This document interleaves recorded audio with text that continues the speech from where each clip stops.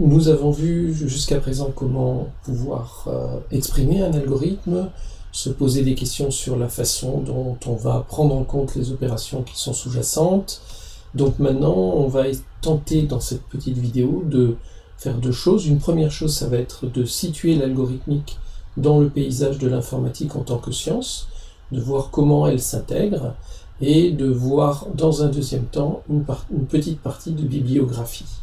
Donc si je reprends ce sur quoi porte l'informatique, c'est-à-dire le traitement automatique de l'information pour résoudre un problème de nature traitement de l'information, je vais avoir initialement de l'information et un problème à résoudre. Ce problème à résoudre, ça peut être rechercher un élément dans un tableau, ça peut être trouver le meilleur chemin dans un graphe, ça peut être tout ce que vous voulez.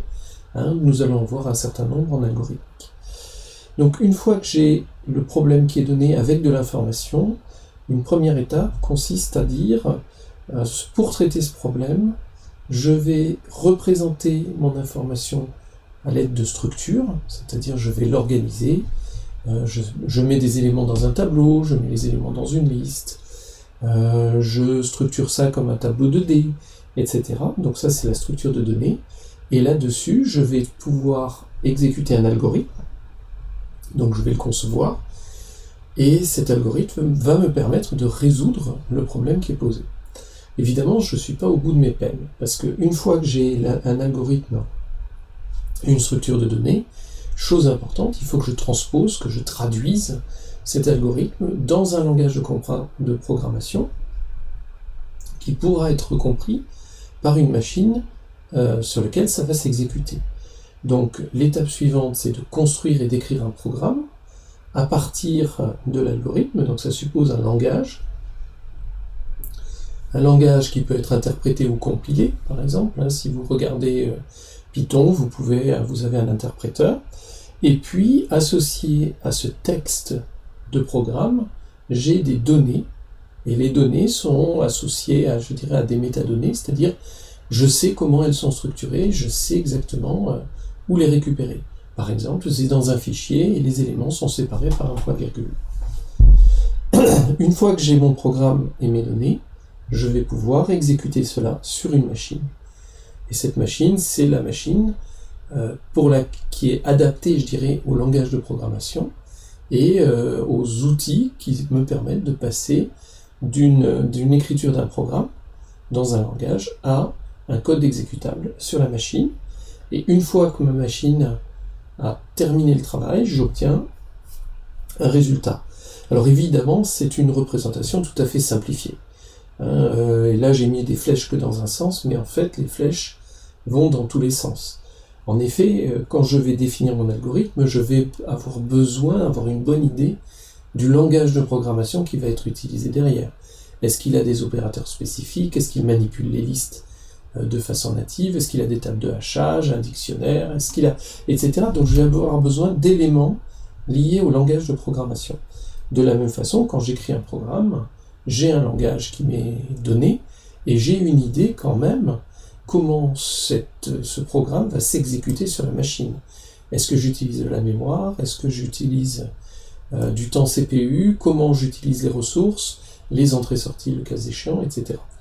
Donc j'ai des allers-retours entre les différentes boîtes, de façon à pouvoir comprendre le problème et le traiter. Évidemment, à travers tout ça, il faut que le résultat corresponde au problème que je me suis posé initialement. Donc je dois quand même vérifier toute cette chaîne, qu'elle me donne des choses correctes.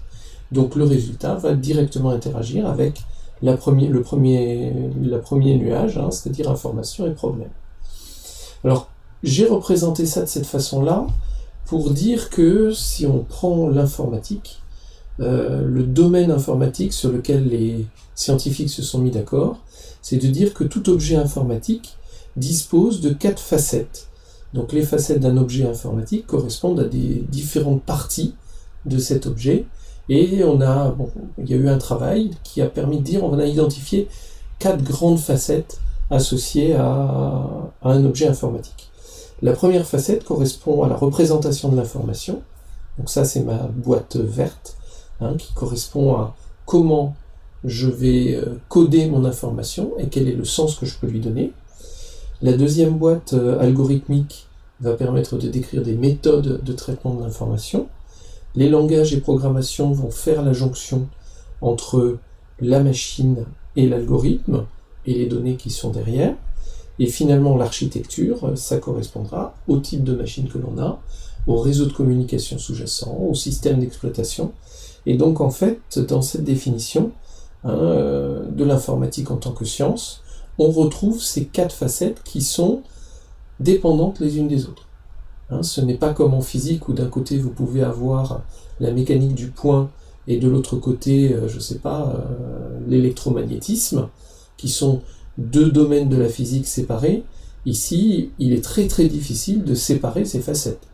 On va effectivement le séparer de façon un peu artificielle dans nos cours et dans notre façon de faire, mais il faut bien comprendre qu'un même objet va avoir toutes ces facettes et on pourra se poser des questions concernant toutes les facettes simultanément. La référence de base pour une discussion autour de ce thème, je donne donc ces 4 concepts de l'informatique. Donc c'est un article écrit par Gilles Dovec. Donc Gilles Dovec qui a été consulté de façon abondante pour la conception de tous les programmes que l'on a, que ce soit NSI, SNT, et même ISN auparavant, et ce qui se passe au collège. Donc c'est cette vision-là sur laquelle on a l'accord de toute la communauté informatique de ce que c'est que l'informatique. C'est cette vision-là qui est, je dirais, dans tous les préambules de tous les programmes que vous avez à votre disposition dans le premier et second cycle. Donc voilà le cœur de l'informatique. Et l'algorithmique, évidemment, c'est une de ces 4 parties. Et on ne pourra pas parler d'un objet informatique sans parler d'algorithme.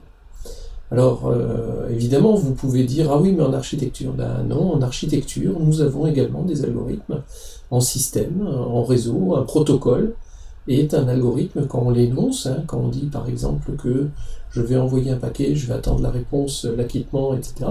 Ça, c'est un protocole, mais c'est un algorithme qui est derrière. Et on peut avoir une abstraction de cet algorithme qui est différente qui peut avoir différentes implémentations. Donc tout ça, ça vous permet de dire que l'informatique et l'algorithmique se situent de cette façon-là.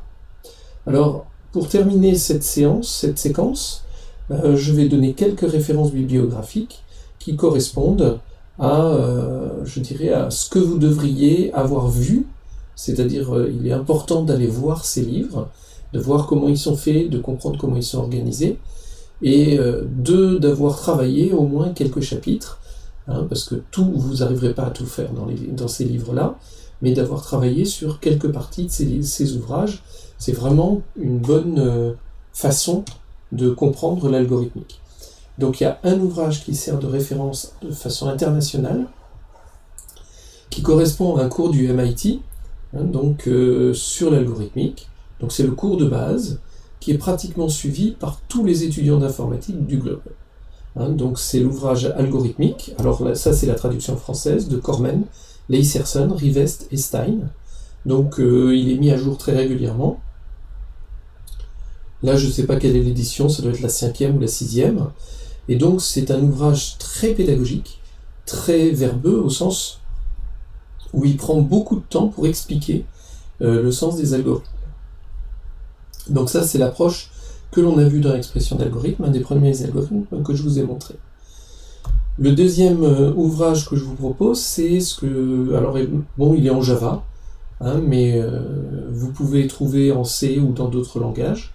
Donc c'est Algorithms de Sedgwick et Wayne, qui a le parti pris de dire, pour présenter les algorithmes, je vais présenter ça de façon avec des programmes qui représentent les algorithmes, et je vais écrire mes programmes de façon suffisamment claire pour que la transposition dans un autre langage de programmation puisse se faire. Je vous avais montré ça également dans la partie expression d'algorithme. Donc ces 2 ouvrages, à mon avis, il est intéressant d'aller au moins les voir comment ils sont faits, de façon à prendre un peu de recul par rapport à la discipline. Alors j'ai quelques ouvrages plus avancés que j'utilise moi pour mes cours, donc c'est déjà des ouvrages plus complexes souvent elliptique, c'est-à-dire que seules les informations importantes sont présentes, et donc il faut remplir les trous entre les lignes. Celui que j'aime beaucoup, c'est The Design and Analysis of Algorithms par Cozen.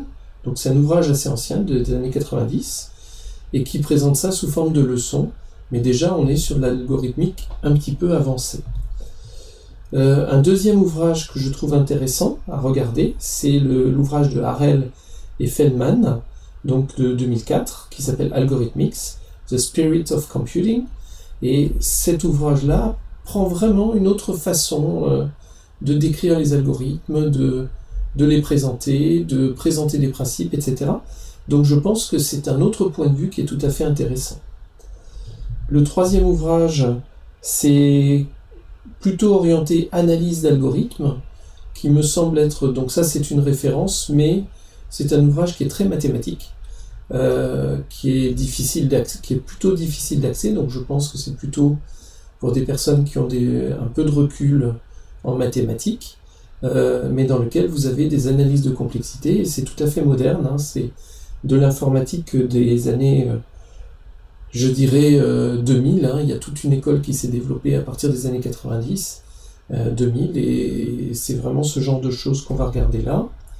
J'ai un ouvrage un peu plus ancien que je trouve sympathique, qui s'appelle Fundamental of Algorithms par Brassard et Bratley, où là il y a plein de petits exemples, hein, il y a plein de choses dedans, c'est assez rigolo. Moi je l'aime bien parce qu'il est facile de rentrer dedans, hein, et les auteurs ont un souci pédagogique important. Et le dernier ouvrage dont je voulais vous parler, c'est le Randomized Algorithms. Là on aura une séance, je pense, pendant la formation, qui portera sur les algorithmes qu'on dit randomisés, c'est-à-dire que se passe-t-il si dans mes algorithmes je rajoute un générateur aléatoire random. Qu'est-ce que je peux faire en plus, comment évoluent les complexités si j'ai random, etc., etc. Donc ça c'est la référence historique, je dirais, de ces algorithmes-là. Donc tout ça, ça vous donne quelques ouvrages de référence, je pense que c'est intéressant d'aller voir, les consulter. Sur Google Books Google, vous pouvez en voir des extraits, donc ça peut se faire assez facilement. Enfin, je voudrais citer quelques références, 2 références que j'ai utilisées dans l'expression, The Art of Computer Programming par Donald Knuth, qui est vraiment un ouvrage historique, il faut aller le voir, il faut aller voir comment il écrit les choses, il faut essayer de comprendre, et ça vous donne déjà un recul par rapport à l'évolution de la discipline informatique et de l'algorithmique dans cette discipline. Et le deuxième, qui est un peu plus récent, je dirais, d'un point de vue démarche, hein, c'est Data Structures and Algorithms de Hao Ullman, où là aussi c'est une façon de présenter les choses qui est plus proche de la machine, hein, et qui peut être tout à fait intéressante à regarder. Enfin, je cite un ouvrage, je crois c'était issu d'un travail du NIREM, hein, sur Histoire d'algorithmes par Jean-Luc Chabert et plein d'autres personnes, qui donnent une idée sur l'aspect historique liés aux algorithmes, et des algorithmes qui sont plutôt numériques.